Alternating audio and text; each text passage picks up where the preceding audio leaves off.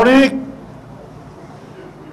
তিনি ষড়যন্ত্র করছেন, চক্রান্ত করছেন, সেই দেশকে প্রভাবিত করে, সেখানকার মিডিয়াকে প্রভাবিত করে বাংলাদেশের বিরুদ্ধে অনেক অপতথ্য অপপ্রচার দিচ্ছে। শুধুমাত্র বিএনপির বিরুদ্ধেই তারা অপপ্রচার করছে না, অন্তর্বর্তীকালীন সরকারের বিরুদ্ধেও তারা ভয়ঙ্করভাবে অপপ্রচার করছে। আমরা আলোচনা করছি, সরকারের সাথে সমালোচনা করছি, অনেক বিষয়ের নিন্দা জানাচ্ছি, অনেক বিষয় ধন্যবাদ জানাচ্ছি, কিন্তু এটা আমাদের নিজের প্রক্রিয়ার মধ্যে। কিন্তু বাইরের কোনো বিপদ আসলে আমরা একসাথে বসছি, কথা বলছি। এই কারণে অন্তর্বর্তীকালীন সরকারকেও অত্যন্ত মেপে মেপে পা ফেলতে হবে। যদি ভুল হয় তাহলে কিন্তু ইতিহাস যেমন দেশের ভেতর থেকে ক্ষমা করবে না, বাইরের শত্রুরাও কিন্তু আমাদের কাউকেও ক্ষমা করবে না। এবং এই ক্ষমা না করতে গিয়ে আমাদের স্বাধীনতা বিপন্ন হবে, আমাদের সার্বভৌমত্ব বিপন্ন হবে, আমাদের দেশ হিসেবে টিকে থাকা বিপন্ন হবে। এরা তো এই জুলাই আগস্টের বিপ্লবে এরা রিভলভার নিয়ে, এরা চাকু, ধারালো অস্ত্র, রামদা নিয়ে ছাত্রদেরকে আক্রমণ করেছে, অনেককে আহত করেছে। ওদের ধারালো আঘাতে, ওদের পুলিশে, ওদের গুলিতেও অনেকে মারা গেছে এই আন্দোলনে। তারা যদি কোনো রাজনৈতিক দলের অস্তিত্বের নির্ণায়ক হয় তাহলে এটা তো হবে একটা খারাপ বার্তা যাবে জনগণের কাছে। ওদের কোনো গণভিত্তি নেই।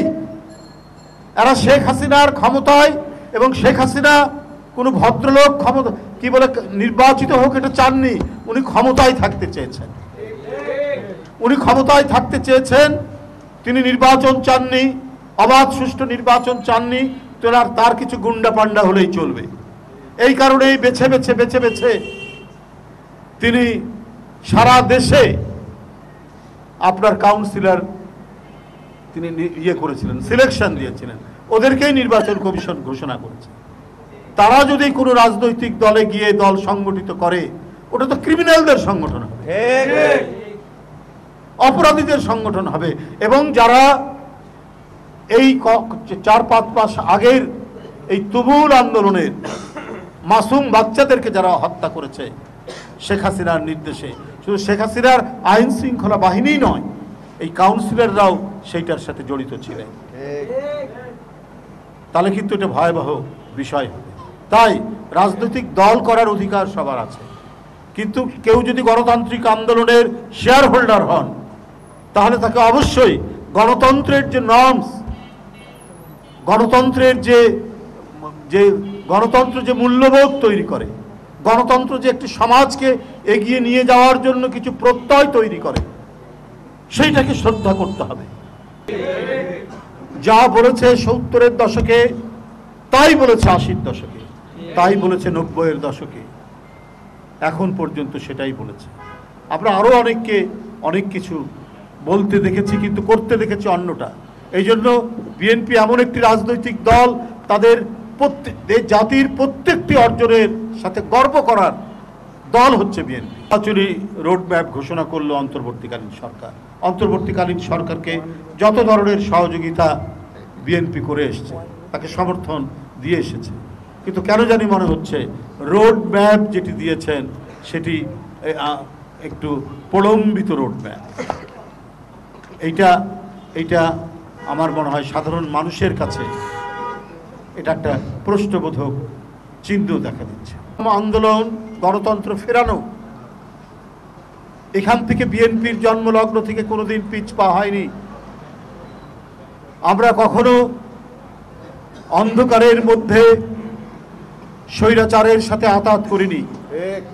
আমরা অন্ধ গলির মধ্যে দিয়ে গিয়ে জনগণের সাথে এক কথা, আর কি বলে ষড়যন্ত্রকারীদের সাথে আরেক কথা বলে বিএনপি কখনো দলীয় স্বার্থ উদ্ধার করেনি। এটার মধ্যে তিনি এরশাদের দলে গেছেন, আর সে বেগম খালেদা জিয়ার দল, ছাত্র দল, আপনার ডাকসু, রাকসু, চাকসু, ইকসু, প্রতিটি ছাত্র, প্রতিটি শিক্ষা প্রতিষ্ঠান, তারা সেদিন সাধারণ ছাত্রদের ভোটে নির্বাচিত হয়ে তাদের নেতৃত্বে এরশাদের পতন হলো।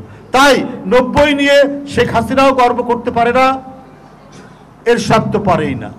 তারপরে আসলো ছাত্র জনতার আন্দোলন, 24-এ আপনার এই 24-এর আন্দোলন, 5ই আগস্টের আন্দোলন, মহা দুনিয়া কাঁপানো যে আন্দোলন, এই আন্দোলনে আপনার শেখ হাসিনার গর্ব করার কিছু নাই, বড় করা হচ্ছে। ঠিক ভালো কথা, গণতন্ত্রের পথে যখন আমরা হেঁটে যাচ্ছি তখন যে কেউ রাজনৈতিক দল সেটা করতে পারে। এখন এটা অন্তর্বর্তীকালীন সরকার বা যারা এইটা করছেন, এখানে বৈষম্য বিরোধী ছেলেরা আছেন যারা নেতৃত্ব দিয়েছেন, তারা যদি দল করেন খুবই ভালো কথা, তারা গণতন্ত্রের জন্য দল করছেন। কিন্তু এইটা যেন আবার রাজকীয় দল হয়ে না ওঠে, এটা মাথায় রাখতে হবে। এবং রাষ্ট্রের পৃষ্ঠপোষকতায় কোনো দলকে গঠন করার প্রক্রিয়া যদি হয়, তাহলে যে ক্রেডিবিলিটি এই সরকারের, সেই ক্রেডিবিলিটি কিন্তু নষ্ট হবে।